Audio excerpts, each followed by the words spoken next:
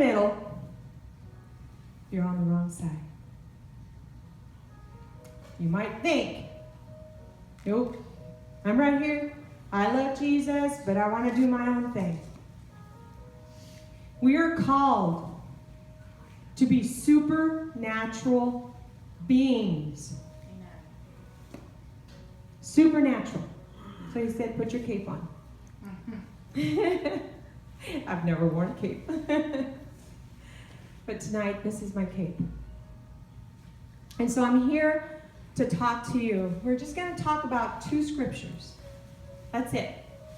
2 scriptures. But the Lord has said to me, I read a lot online, the Bible Gateway, and he's told me, I don't want you to read only King James. I want you to read 3 different versions. Because as we read 3 different versions, you're reading it once, you're reading it again with a little different information, you read it the 3rd time with a little more information. So the Lord said to me, it's about faith versus fear. You get to choose. What do you want? Will you choose faith? You walk on water. You get to be Superman or Superwoman. Wonder Woman, right? Wonder Woman. It's Wonder Woman. You get to choose. But if you live in fear, you're walking along and you're like, oh, I saw something. Oh, are my children going to be hurt? Are my children okay? I lived in fear for a long time. I would cry every day as I drove to work because I had to drive like an hour and a half to work, so it was a long way. I would cry all the way there because when we came to California, I was from the country. I came from a town where there was 200 people. I knew everybody in town. Everybody knew me. And we got here to a huge city. And I cried. Hour and a half to work. Lord, please protect my babies. But I was in fear the entire time. I wasn't trusting my Jesus, who is huge. I wasn't. I thought I was, but I wasn't. Because I cried all the way to work. An hour and a half one way, and an hour and a half back. Because when I first came here, I don't know if you guys remember, but in 1993, the cell phones were about this big, and they cost about $5 million. I exaggerate a little bit. But we could not afford cell phones. So I would call when I got to work, and I didn't know if my kids got to school in time, because they were already gone. So I was walking in fear. All the way home, I worried about my kids. I don't know if they made it home. What if somebody took my kids? I did teach them. Anybody comes up to you, you run the other way, and you scream bloody murder.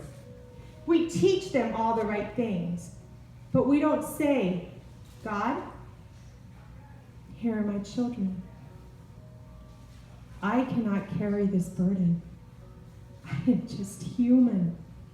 I'm a tiny little person in this huge, wide world that you made. So we have to choose. Are we going to have faith in God, in Jesus, in Holy Spirit? Or are we going to live in fear? Now, people's fears are different. Some people are afraid because they see with their spiritual eyes. And they see things that they think are huge. I tell the kids I work with, don't be afraid of those things. Because my Jesus is so much bigger. So much bigger. You have to see. If you are seeing with your spiritual eyes, you have to understand that even though it looks this big, it's this big to Jesus. It's this big to God. It's nothing to be afraid of. Because greater is he who lives in me than he who lives in the world. Right? So had I truly understood that back in 93, I would not have cried all the way there and all the way back. And then get myself together and work on my patients, and then take a lunch hour and cry for another hour. And then get myself back together and come back and see my patients. Had I understood that, I would not have suffered so much. So do you have faith? Or do you live in fear? So, I never knew that my favorite verse would be one that the Lord would use for me to learn and to teach from. Now, I don't know about y'all, but I grew up on the King James. My first Bible, which I still have and I still use, has my maiden name on it. It was given to me by one of my favorite teachers. And a few years ago, I saw a tiny little note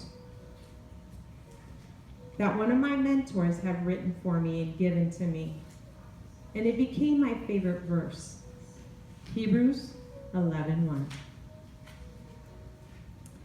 So, I'm going to give you, well, today I'm going to give you 4 different versions. 4? Yeah, 5. 5 different versions in this today. Because I want to drill it in. I want everybody to understand the kind of faith we need to have. So the King James Version says, "Now faith is the substance of things hoped for, the evidence of things not seen." What does that mean? Why is this verse so important? Well, let's read a few more versions. So, another version that I came to love, I have something in here I don't want to lose, because I'm going to show you, is the Complete Jewish Bible. I have really been trying to get back into our Hebrew roots. So the Jewish version says, and I have it written because it's online and my computer's in the back. Trusting is being confident. Confident, right? Trusting is being confident of what we hope for, convinced about the things we do not see.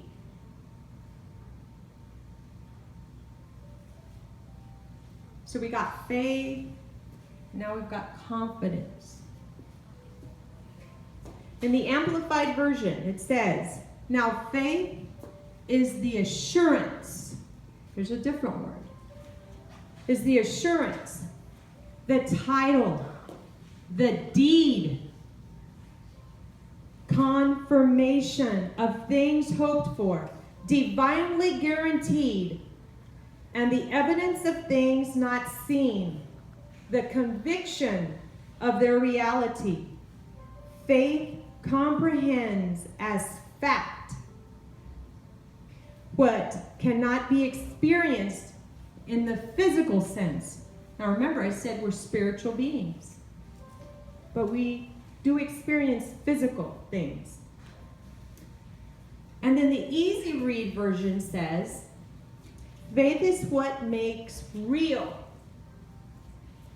the things hoped for. It is proof of what we cannot see. Okay? 4 versions. And a girlfriend of mine recently gave me her Mirror Bible. Have you guys seen this? This is pretty cool. It's not the complete Bible, but it has